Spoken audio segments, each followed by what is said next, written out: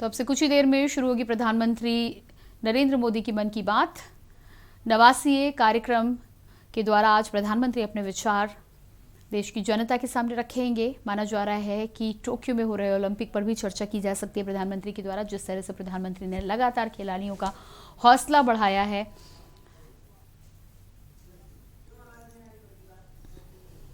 अब भी मेरी आंखों के सामने है। इसलिए इस बार मन की बात की शुरुआत उन्हीं पलों से करते हैं। टोक्यो ओलंपिक्स में भारतीय खिलाड़ियों को तिरंगा लेकर चलते देखकर मैं ही नहीं, पूरा देश रोमांचित हो उठा। पूरे देश ने जैसे एक होकर अपने इन योद्धाओं से कहा, विजय भव, विजय भव। जब ये खिलाड़ी भारत से गए थे तो मुझे इनसे गपशप करने का, उनके बारे में जानने और देश को बताने का अवसर मिला था। ये खिलाड़ी जीवन की अनेक चुनौतियों को पार करते हुए यहाँ पहुंचे हैं। आज उनके पास आपके प्यार और सपोर्ट की ताकत है। इसलिए आइए मिलकर अपने सभी खिलाड़ियों को अपनी शुभकामनाएं, उनका हौसला बढ़ाएं। सोशल मीडिया पर ओलंपिक खिलाड़ियों के सपोर्ट के लिए हमारा विक्ट्री पंच कैंपेन अब शुरू हो चुका है। आप भी अपनी टीम के साथ अपना विक्ट्री पंच शेयर करिए, इंडिया के लिए चीयर करिए। साथियों, जो देश के लिए तिरंगा उठाता है उसके सम्मान में भावनाओं से भर जाना स्वाभाविक ही है। देशभक्ति की ये भावना हम सबको जोड़ती है। कल यानी 26 जुलाई को करगिल विजय दिवस भी है। करगिल का युद्ध भारत की सेनाओं के शौर्य और संयम का ऐसा प्रतीक है जिसे पूरी दुनिया ने देखा है। इस बार ये गौरवशाली दिवस भी अमृत महोत्सव के बीच में मनाया जाएगा, इसलिए ये और भी खास हो जाता है। मैं चाहूंगा कि आप करगिल की रोमांचित कर देने वाली गाथा जरूर पढ़ें। करगिल के वीरों को हम सब नमन करें। साथियों, इस बार 15 अगस्त को देश अपनी आजादी के 75वें साल में प्रवेश कर रहा है। ये हमारा बहुत बड़ा सौभाग्य है कि जिस आजादी के लिए देश ने सदियों का इंतजार किया, उसके 75 वर्ष होने के हम साक्षी बन रहे हैं। आपको याद होगा, आजादी के 75 साल मनाने के लिए 12 मार्च को बापू के साबरमती आश्रम से अमृत महोत्सव की शुरुआत हुई थी। इसी दिन बापू की दांडी यात्रा को भी पुनर्जीवित किया गया था। तब से जम्मू कश्मीर से लेकर पुडुचेरी तक, गुजरात से लेकर पूर्वोत्तर तक देश भर में अमृत महोत्सव से जुड़े कार्यक्रम चल रहे हैं। कई ऐसी घटनाएं, ऐसे स्वाधीनता सेनानी जिनका योगदान तो बहुत बड़ा है लेकिन उतनी चर्चा नहीं हो पाई, आज लोग उनके बारे में भी जान पा रहे हैं। अब जैसे मोइरांग डे को ही लीजिए। मणिपुर का छोटा सा कस्बा मोइरांग कभी नेताजी सुभाष चंद्र बोस की इंडियन नेशनल आर्मी यानी आईएनए का एक प्रमुख ठिकाना था। यहाँ आजादी के पहले ही आईएनए के कर्नल शौकत मलिक जी ने झंडा फहराया था। अमृत महोत्सव के दौरान 14 अप्रैल को उसी मोइरांग में एक बार फिर तिरंगा फहराया गया। ऐसे कितने ही स्वाधीनता सेनानी और महापुरुष हैं जिन्हें अमृत महोत्सव में देश याद कर रहा है।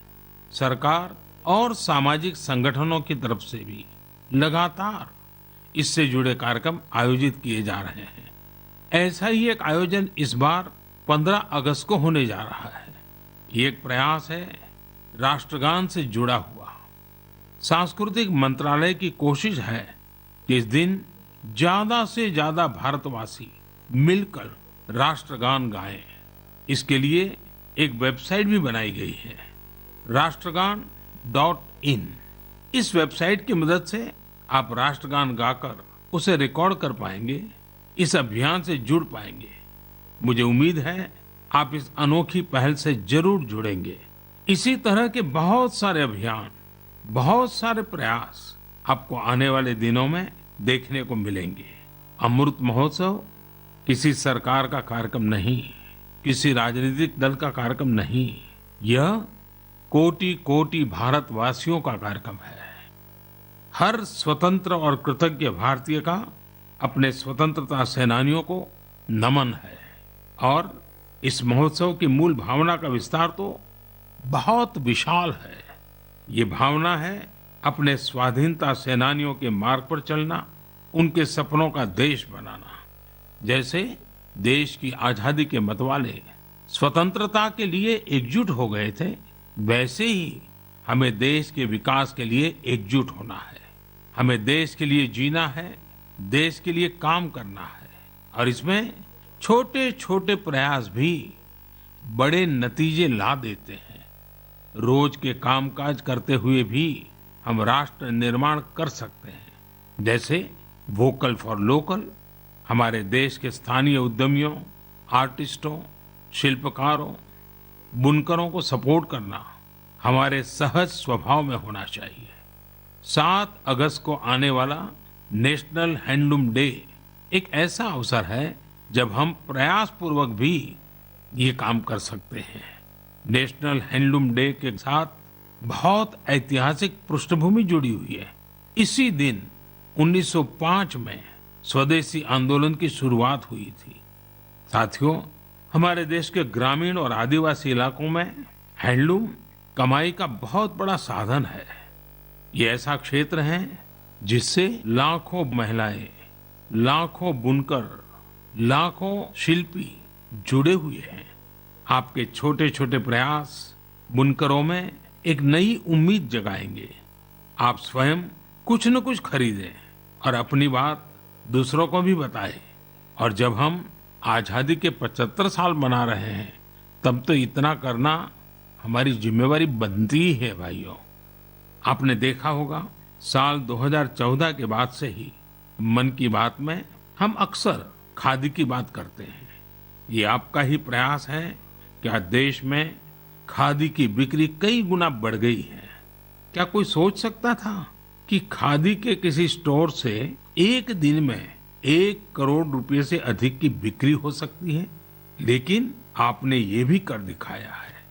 आप जब भी कहीं पर खादी का कुछ खरीदते हैं तो इसका लाभ हमारे गरीब बुनकर भाइयों बहनों को ही होता है।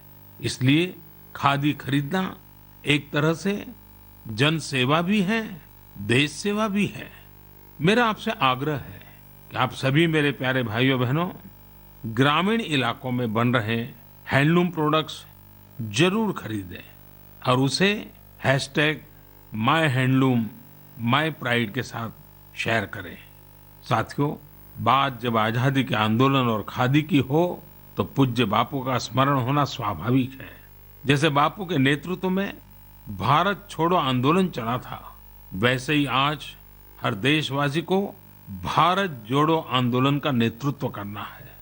यह हमारा कर्तव्य है कि हम अपना काम ऐसे करें जो विविधताओं से हमारे भारत को जोड़ने में मददगार हो।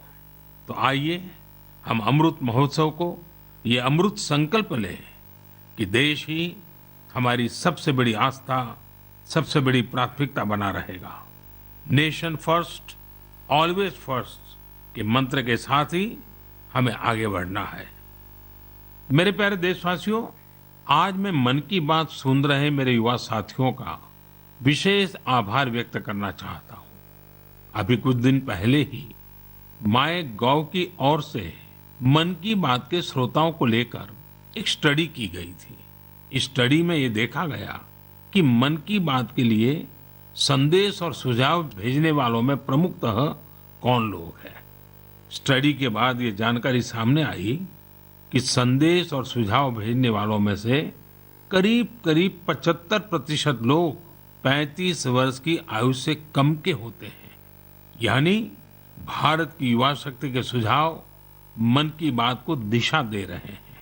मैं इसे बहुत अच्छे संकेत के रूप में देखता हूँ। मन की बात एक ऐसा माध्यम है जहाँ सकारात्मकता है, संवेदनशीलता है। मन की बात में हम पॉजिटिव बातें करते हैं। इसका कैरेक्टर कलेक्टिव है। सकारात्मक विचारों और सुझावों के लिए भारत के युवाओं की ये सक्रियता मुझे आनंदित करती है। मुझे इस बात की भी खुशी है कि मन की बात के माध्यम से मुझे युवाओं के मन को भी जानने का अवसर मिलता है। साथियों, आप लोगों से मिले सुझाव ही मन की बात की असली ताकत है। आपके सुझाव ही मन की बात के माध्यम से भारत की विविधता को प्रकट करते हैं। भारतवासियों के सेवा और त्याग की खुशबू को चारों दिशाओं में फैलाते हैं। हमारे मेहनत कश युवाओं के इनोवेशन से सबको प्रेरित करते हैं। मन की बात में आप कई तरह के आइडियाज भेजते हैं। हम सभी पर तो चर्चा नहीं कर पाते, लेकिन उनमें से बहुत से आइडियाज को मैं संबंधित विभागों को जरूर भेजता हूं ताकि उन पर आगे काम किया जा सके। साथियों, मैं आपको साई प्रणीत जी के प्रयासों के बारे में बताना चाहता हूं। साई प्रणीत जी एक सॉफ्टवेयर इंजीनियर है, आंध्र प्रदेश के रहने वाले हैं। पिछले वर्ष उन्होंने देखा कि उनके यहाँ मौसम की मार की वजह से किसानों को काफी नुकसान उठाना पड़ा था। मौसम विज्ञान में उनकी दिलचस्पी बरसों से थी, इसलिए उन्होंने अपनी दिलचस्पी और अपने टैलेंट को किसानों की भलाई के लिए इस्तेमाल करने का फैसला किया। अब वे अलग अलग डेटा सोर्सेज से वेदर डेटा खरीदते हैं, उसका विश्लेषण करते हैं और स्थानीय भाषा में अलग अलग माध्यमों से किसानों के पास जरूरी जानकारी पहुंचाते हैं। वेदर अपडेट्स के अलावा प्रणीत जी अलग अलग क्लाइमेट कंडीशंस में लोगों को क्या करना चाहिए गाइडेंस भी देते हैं। खासकर बाढ़ से बचने के लिए या फिर तूफान या बिजली गिरने पर कैसे बचा जाए, इस बारे में भी वो लोगों को बताते हैं। साथियों, एक और इस नौजवान सॉफ्टवेयर इंजीनियर का ये प्रयास दिल को छूने वाला है, तो दूसरी ओर हमारे एक साथी के द्वारा किया जा रहा टेक्नोलॉजी का उपयोग भी आपको अचंभित कर देगा। ये साथी हैं ओडिशा के संबलपुर जिले के एक गांव में रहने वाले श्रीमान इसाक मुंडा जी। इसाक जी कभी एक दिहाड़ी मजदूर के रूप में काम करते थे, लेकिन अब वे एक इंटरनेट सेंसेशन बन गए हैं। अपने यूट्यूब चैनल से वो काफी रुपये कमा रहे हैं। वे अपने वीडियोस में स्थानीय व्यंजन, पारंपरिक खाना बनाने के तरीके, अपने गांव, अपनी लाइफस्टाइल, परिवार और खान पान की आदतों को प्रमुखता से दिखाते हैं। एक यूट्यूबर के रूप में उनकी यात्रा मार्च 2020 में शुरू हुई थी, जब उन्होंने ओडिशा के मशहूर स्थानीय व्यंजन पखाल से जुड़ा एक वीडियो पोस्ट किया था। तब से वे सैकड़ों वीडियो पोस्ट कर चुके हैं। उनका यह प्रयास कई कारणों से सबसे अलग है, खासकर इसलिए कि इससे शहरों में रहने वाले लोगों को वो जीवन शैली देखने का अवसर मिलता है जिसके बारे में वे बहुत कुछ नहीं जानते। इसाक मुंडा जी कल्चर और कुजिन दोनों को बराबर मिलाकर के सेलिब्रेट कर रहे हैं और हम सबको प्रेरणा भी दे रहे हैं। साथियों, जब हम टेक्नोलॉजी की चर्चा कर रहे हैं तो मैं एक और इंटरेस्टिंग विषय की चर्चा करना चाहता हूँ। आपने हाल फिलहाल में पढ़ा होगा, देखा होगा कि आईआईटी मद्रास के एलुमनी द्वारा स्थापित एक स्टार्टअप ने एक 3D प्रिंटेड हाउस बनाया है। 3D प्रिंटिंग करके घर का निर्माण आखिर ये हुआ कैसे? दरअसल इस स्टार्टअप ने सबसे पहले 3D प्रिंटर में एक 3 डायमेंशनल डिजाइन को फीड किया और फिर एक विशेष प्रकार के कंक्रीट के माध्यम से लेयर बाय लेयर एक 3D स्ट्रक्चर फैब्रिकेट कर दिया। आपको यह जानकर खुशी होगी कि देश भर में इस प्रकार के कई प्रयोग हो रहे हैं। एक समय था जब छोटे छोटे कंस्ट्रक्शन के काम में भी वर्षों लग जाते थे, लेकिन आज टेक्नोलॉजी की वजह से भारत में स्थिति बदल रही है। कुछ समय पहले हमने दुनिया भर की ऐसी इनोवेटिव कंपनीज को आमंत्रित करने के लिए एक global housing technology challenge launch किया था। ये देश में अपनी तरह का अलग तरह का अनोखा प्रयास है, इसलिए हमने इन्हें लाइट हाउस प्रोजेक्ट्स का नाम दिया। फिलहाल देश में 6 अलग अलग जगहों पर लाइट हाउस प्रोजेक्ट्स पर तेजी से काम चल रहा है। इन लाइट हाउस प्रोजेक्ट्स में मॉडर्न टेक्नोलॉजी और इनोवेटिव तौर तरीकों का इस्तेमाल किया जाता है। इससे कंस्ट्रक्शन का टाइम कम हो जाता है। साथ ही जो घर बनते हैं वो अधिक टिकाऊ, किफायती और आरामदायक होते हैं। मैंने हाल ही में ड्रोन्स के जरिए इन प्रोजेक्ट्स की समीक्षा भी की और कार्य की प्रगति को लाइव देखा। इंदौर के प्रोजेक्ट में ब्रिक और मोर्टार वॉल्स की जगह pre fabricated sandwich panel system का इस्तेमाल किया जा रहा है। राजकोट में लाइट हाउस फ्रेंच टेक्नोलॉजी से बनाए जा रहे हैं, जिनमें टनल के जरिए मोनोलिथिक कंक्रीट कंस्ट्रक्शन टेक्नोलॉजी का इस्तेमाल हो रहा है। इस टेक्नोलॉजी से बने घर आपदाओं का सामना करने में कहीं अधिक सक्षम होंगे। चेन्नई में अमेरिका और फिनलैंड की technologies precast concrete system का उपयोग किया जा रहा है। इससे मकान जल्दी भी बनेंगे और लागत भी कम आएगी। रांची में जर्मनी के 3D कंस्ट्रक्शन सिस्टम का प्रयोग करके घर बनाए जाएंगे। इसमें हर कमरे को अलग से बनाया जाएगा, फिर पूरे स्ट्रक्चर को उसी तरह जोड़ा जाएगा जैसे ब्लॉक टॉयज को जोड़ा जाता है। अगरतला में न्यूजीलैंड की टेक्नोलॉजी का उपयोग कर स्टील फ्रेम के साथ मकान बनाए जा रहे हैं जो बड़े भूकंप को झेल सकते हैं। वहीं लखनऊ में कनाडा की टेक्नोलॉजी का इस्तेमाल किया जा रहा है। इसमें प्लास्टर और पेंट की जरूरत नहीं होगी और तेजी से घर बनाने के लिए पहले से ही तैयार दीवारों का प्रयोग किया जाएगा। साथियों, आज देश में ये प्रयास हो रहा है कि ये प्रोजेक्ट इंक्यूबेशन सेंटर्स की तरह काम करे। इससे हमारे प्लानर्स, आर्किटेक्ट्स, इंजीनियर्स और स्टूडेंट्स नई टेक्नोलॉजी को जान सकेंगे और उसका एक्सपेरिमेंट भी कर पाएंगे। मैं इन बातों को खास तौर पर अपने युवाओं के लिए साझा कर रहा हूं ताकि हमारे युवा राष्ट्र हित में टेक्नोलॉजी के नए नए क्षेत्रों की ओर प्रोत्साहित हो सके। मेरे प्यारे देशवासियों, आपने अंग्रेजी की एक कहावत सुनी होगी, to learn is to grow, यानी सीखना ही आगे बढ़ना है। जब हम कुछ नया सीखते हैं तो हमारे लिए प्रगति के नए नए रास्ते खुद ब खुद खुल जाते हैं। जब भी कहीं लीक से हटकर कुछ नया करने का प्रयास हुआ है, मानवता के लिए नए द्वार खुले हैं, एक नए युग का आरंभ हुआ है। और आपने देखा होगा, जब कहीं कुछ नया होता है तो उसका परिणाम हर किसी को आश्चर्यचकित कर देता है।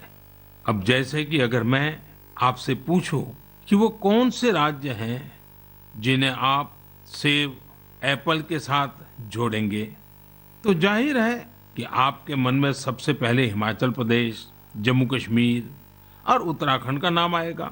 पर अगर मैं कहूं कि इस लिस्ट में आप मणिपुर को भी जोड़ दीजिए तो शायद आप आश्चर्य से भर जाएंगे।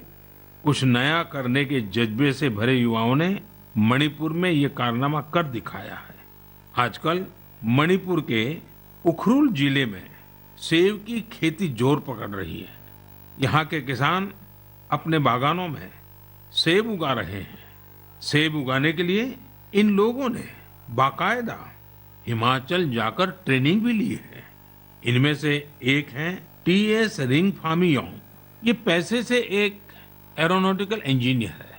उन्होंने अपनी पत्नी श्रीमती टीएस एंजल के साथ मिलकर सेब की पैदावार की है।